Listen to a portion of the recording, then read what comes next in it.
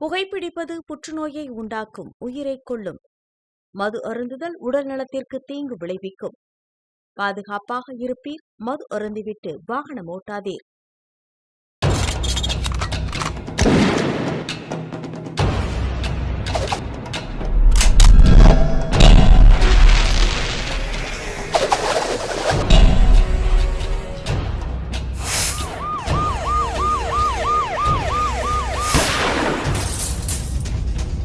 கோப்பியம், உண்மையும் பின்னணியும்.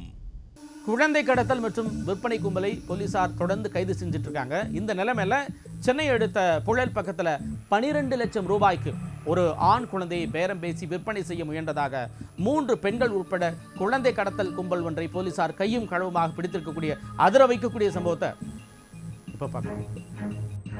சென்னையை சேர்ந்த கார்த்திக் என்பவருக்கு குழந்தை ஒன்று விற்பனைக்கு உள்ளதாக பெண் ஒருவர் தொடர்பு கொண்டு பேசியிருக்கிறார். அதில் தம்மிடம் ஆண் குழந்தை ஒன்று உள்ளதாகவும் அதற்கு 12 லட்சம் ரூபாய் கொடுக்குமாறும் கேட்டுள்ளார்.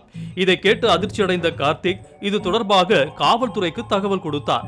இந்த தகவலின் பேரில் புழல் காவல்துறையினர் வழக்கு பதிவு செய்து விசாரணை மேற்கொண்டனர். தொடர்ந்து கார்த்திக்கை வைத்து குழந்தையை விற்பனை செய்வதாக கூறிய பெண்ணிடம் குழந்தையை விலைக்கு வாங்க பேரம் பேச வைத்துள்ளனர்.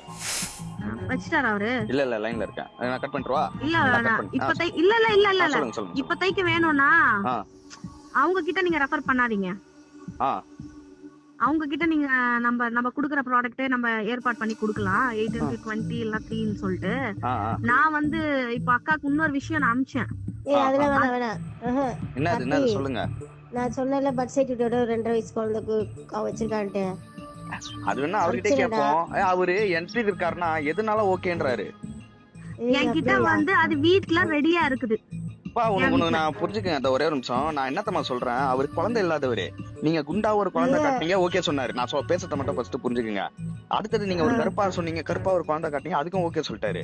இப்ப நீங்க குழந்தை இதுதான் கூட அதுக்கும் ஓகே சொல்றாரு. ஏன்னா அவர் அந்த மனநிலைமையில தான் இருக்காரு. அப்ப நாங்க 2 பேரும் வரவாடி பாக்கவாடி வீட்ல. இப்ப வராத, நான் ஷூட்டிங்க்கு வெளியே வந்திருக்கேன்னு சொன்னேன்ல. எப்போ வருவ நீனு? நான் எப்படியோ ஈவினிங் ஆயிரும். நான் வரதுக்கு ஈஸியா போறோம். முடிச்சு விட்டு நீ போய. நான் இப்ப சர்வேர் ஹோட்டல்ல இருக்கிறேன் பிக்கப் பண்றதுக்கு. அக்கா கார்த்தி சொல்லுங்க. கார்த்தின்னு கூப்பிடலாமா?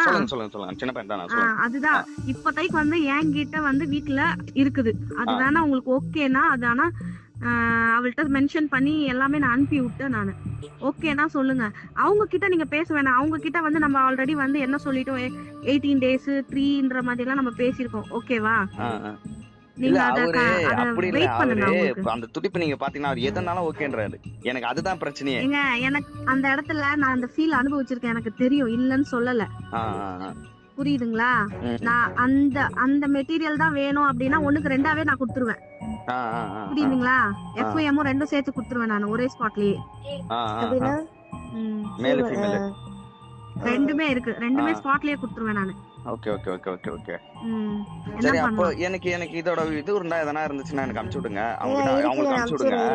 நான் பாக்குறேன். நீங்க எது பேசினாலுமே 12K பேசுங்க, சரிங்களா? இது கூட எது பேசினாலும் 12K பேசுங்க. தப்பா நினைக்காதீங்க. நான் விஷயத்த வந்து இப்ப நேர்ல பேச முடியாது. என் கூட கிளைண்ட்ஸ் இருக்காங்க. நீங்க எது பேசினாலுமே 12K பேசுங்க. நான் அனுப்புறேன். அந்த போட்டோவை பாருங்க கிளியரா. அப்போது குழந்தையின் தாய்க்கு 10 லட்சம் ரூபாயும் தனக்கு 2 லட்சம் ரூபாய் என 12 லட்சம் வேண்டுமென அந்த பெண் கேட்டதை தொடர்ந்து புழல் அருகே குழந்தையை கொண்டு வருமாறு கூறியுள்ளார். அதைத் தொடர்ந்து புழல் பிரிட்டானியா நகர் பகுதியில் இளம்பெண் ஒருவர் இருசக்கர வாகனத்தில் ஆண் குழந்தையுடன் வந்துள்ளார். அங்கு மறைந்திருந்த காவல்துறையினர் இளம்பெண்ணை சுற்றி வளைத்து பிடித்து அவருடன் வந்த குழந்தையை மீட்டு இருவரையும் புழல் காவல் நிலையம் கொண்டு வந்து விசாரணை நடத்தினர். விசாரணையில் அந்த பெண் வித்யா என்பதும் ஆண் குழந்தையை விற்பனை செய்ய கொண்டு வந்ததும் தெரிய வந்தது. மேலும் அது ரதிதேவி என்பவரது குழந்தை எனவும் ரதிதேவி குழந்தையை விற்பனை செய்வதற்காக கொண்டு வந்ததாக கூறியிருக்கிறார். இதைத் தொடர்ந்து அம்பத்தூர் அருகே மேனாம்பேடு பகுதியில் உள்ள வித்யாவின் வீட்டில் இருந்த ரதிதேவியையும் அவரது தோழி தீபா என்ற பெண்ணையும் 2 வயது பெண் குழந்தையையும் மீட்ட போலீசார் அவர்களை புழல் காவல் நிலையம் அழைத்து வந்து விசாரணை நடத்தினர். பின்னர் முதற்கட்ட விசாரணையில் கணவர் இன்றி தனியாக வாழ்ந்து வந்த ரதிதேவி தனது குழந்தையை விற்றுவிட வேண்டும் என தீபா என்பவரிடம் கூறியதாகவும் அதன் பேரில் தீபாவும் வித்யாவும் சேர்ந்து குழந்தையை விற்க முயன்றதாக கூறியுள்ளனர். அது மட்டுமின்றி வித்யாவின் செல்போனில் ஏராளமான குழந்தைகளின் புகைப்படங்கள் இருந்ததால் இவர்கள் தொடர்ந்து குழந்தைகளை விற்பனை செய்வதையே தொழிலாக வைத்துள்ளார்களா அல்லது குழந்தைகளை தற்போதுதான் விற்பனை செய்கிறார்களா? பெற்றோரிடம் குழந்தைகளை வாங்கி விற்பனை செய்து வந்தார்களா? குழந்தைகளை கடத்தி விற்பனை செய்தார்களா என்பது போன்ற பல்வேறு கோணங்களில் புழல் காவல்துறையினர் 3 பெண்களிடமும் தீவிர விசாரணை நடத்தினர். மேலும் விசாரணையில் சிலரது பெயர்களை வித்யா கூறியிருக்கும் நிலையில் வித்யாவின் செல்போன் அழைப்புகள் உள்ளிட்டவை குறித்து தொழில்நுட்ப ஆய்விற்கு அனுப்பி விசாரணை நடத்தி வரும் போலீசார் கைதான வித்யா, தீபா, ரதிதேவி ஆகியோர் குழந்தை விற்பனை செய்ய முயன்றது உறுதியானதை தொடர்ந்து மூவரையும் கைது செய்து புழல் காவல்துறையினர் மூவரையும் நீதிமன்றத்தில் ஆஜர்படுத்தி சிறையில் அடைத்தனர். தமிழகத்தையே அதிர வைத்திருக்கும் குழந்தை விற்பனை விவகாரம் பெரும் பரபரப்பை ஏற்படுத்தி இருக்கிறது. இன்றைக்கு மனித குலத்திற்கு மிகப்பெரிய சவாலாகவே மாறி வரக்கூடிய இந்த குழந்தையின்மை பிரச்சனைகளுக்கு எத்தனையோ மருத்துவ சிகிச்சை முறைகள் தீர்வாயிட்டு வந்துகிட்டு இருக்கு.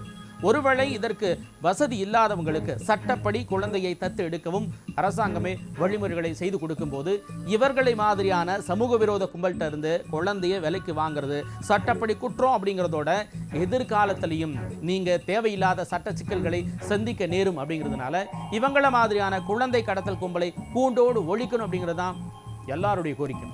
மீண்டும் அடுத்த கோப்பியம் நிகழ்ச்சியில் உங்களெல்லாம் சந்திக்கிறேன். அதுவரை உங்களிடமிருந்து விடை பெறுபவர் சிவகுமார்.